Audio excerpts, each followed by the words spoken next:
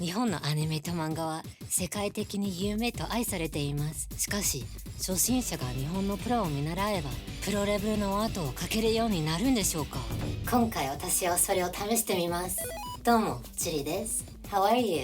1週間斉藤直樹先生の動画を見て言われた通りに描きます。最初にやるのは直樹先生の3日で絵は上手くなる方法、そして1ヶ月集中プログラムを参考にします。まずは全身イラストを描く。一つのポイントは下手くそなところを隠せないこと。わざと自分が苦手な部分を描きます。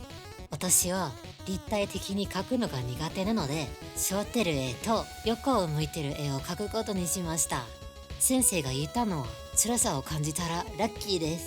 めっちゃ辛さを感じたので私はだいぶラッキーってことかな。頑張ったんだけど腕は長すぎて服はうまく描けなかった。そして全体が単純に可愛くない。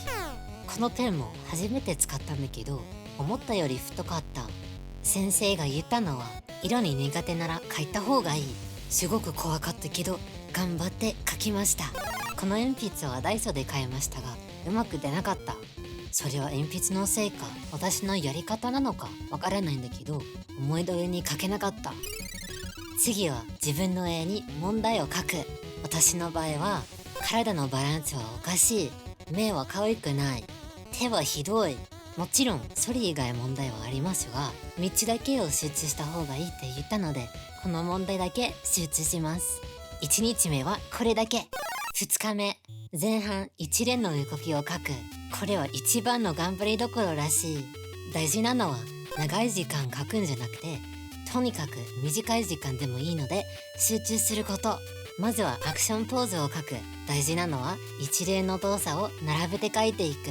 そしてワイヤーフレームを書いて形を理解することは大事です。次はフィギュアをいろんな角度から書く。私はポージングのフィギュアを持ってないのでテンチュランのフィギュアを使いました。最初書いたのはまっすぐ見てる状態。このフィギュアは服ありますがそれを無視して体を描くのを頑張りました。次は横から見てるポーズを描きます。ここは服がない状態は結構分かりづらいので軽く服を描きます。横はちょっと変だけど前より絶対に上手くなってる。1日目のポージングを練習したらもっと理解しやすいようになりました。3日目1日目の絵をもう一回描こう。なぜか絵を描いてる動画が消えました。すみません。3日目はご褒美って先生が言いました。前に書いた3つの問題、体のバランス、目、そして手を集中して頑張って書きました。体の足の部分はもっといい感じに書いたと思いますが肩、胸、そして腕はまだちょっとおかしいと思う。しかし手の形はだいぶ良くなった。1日目と3日目の絵を比べると本当に成長が感じます。でもまだまだ練習あるぞ。次をやるのは4日目、大好きなアーティストを参加にしてできるだけそっくりに真似してみる。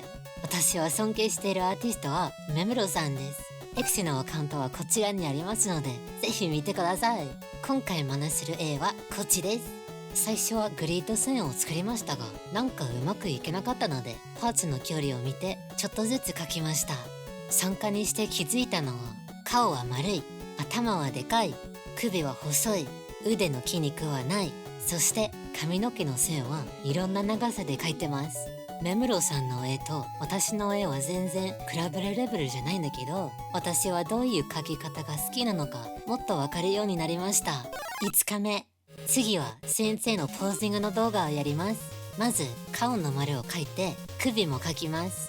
そして肩を描いて三角を作ったら肋骨になります。その下からまた三角を作って足と腕を伸ばす。顔の中身も描いたらどんな感情が欲しいのかもっと分かりやすいになる。1個目は元気なポーズ。体を描くよりこの線を描いたらもっと理解しやすい感じになった。そして線の上に体を描きます。筋肉を気にせずにただ丸く描くのは大事です。この方法を使っていろんなポーズを頑張って描きました。次はまた好きなアーティストの絵を参加にしました。両方は琴野さんの絵。X はこちら。まずは軽く体を描いてその後はちょっと難しい横を見てるポーズにしました。6日目動画は撮れなかったんですが、琴野さんとめむるさんの絵を参加にして描きました。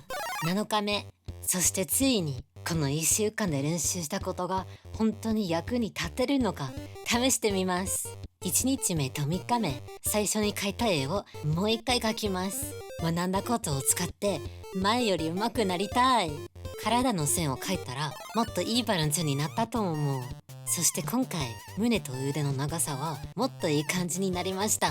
頭と目を大きく描いてもっと可愛くなるように頑張ったけど、頭のサイズはちょっとだけでかすぎた。もっと細い線が欲しかったので今回はペンを使いました。色をつけたらハイライトを最初に作ってどんどん暗い色を入れる。光は左上にあるように想像して影はどこら辺に出るか考えながら描きました。では1週間の練習の結果はこれです。1日目、3日目、そして今回を比べるとだいぶ成長しました。この1週間大変だったけど本当にいろんなことを学びました。斉藤直樹先生の動画は分かりやすいし面白いから何回見ても飽きない。私はまだまだプロのレベルじゃないんだけど絵を描くのはもっと楽しくなった。みんなも先生の動画を見てください。次は何をチャレンジしようかな。他にもやってほしいことがあればコメントで教えてね。この動画が面白かったらぜひいいねとチャンネル登録をお願いします。以上、ジュリでした。バイバーイ。